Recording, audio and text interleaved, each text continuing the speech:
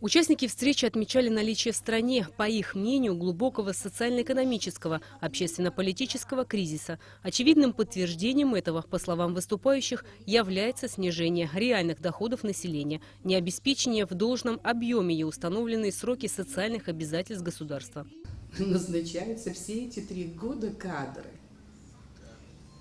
Я в ужасе от того, что 10 лет боровшиеся за власть люди, придя к власти, они пришли к власти, не выработав принципы, в данном случае в связи с кадровой политикой, какие должны быть принципы и критерии назначения людей, какова должна быть кадровая политика. Как отмечалось на встрече, частая смена правительства не дала положительных результатов, а непродуманная кадровая политика привела к ее полному провалу. По мнению, подтверждением кризиса власти стала сложившаяся в стране криминогенная ситуация. Как они это тратят? Это же очень важный вопрос. Как они тратят вот ту сумму, которую они получили, собственные доходы и прочее, прочее.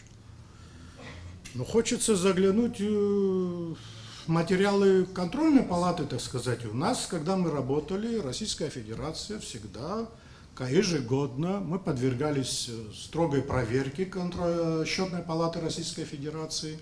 Вместе с нашими депутатами совместно они нас контролировали, составляли акты, делали замечания. И эти акты, извините меня, имели все, потому что они были доступны для всех. Они имели все. Сейчас, я решил, так сказать, по старой памяти, думаю, загляну в акт контрольной палаты. И что вы думаете? Ничего подобного. В акте контрольной палаты поставили гриф секретности для служебного пользования. По словам выступавших, у них вызывает недоумение закрытость власти, отсутствие прозрачности ее действий, неумение и нежелание объективно оценить работу правительства в целом и отдельных министерств и ведомств. Мы должны позитивно, правильно, осознанно, продуманно влиять на общество.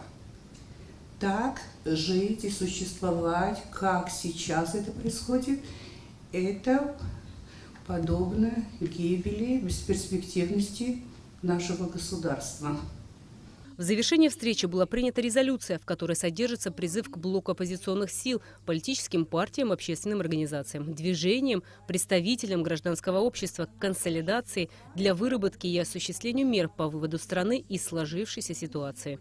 Рената Шакай, Тимур Гугохи, Абхазское телевидение.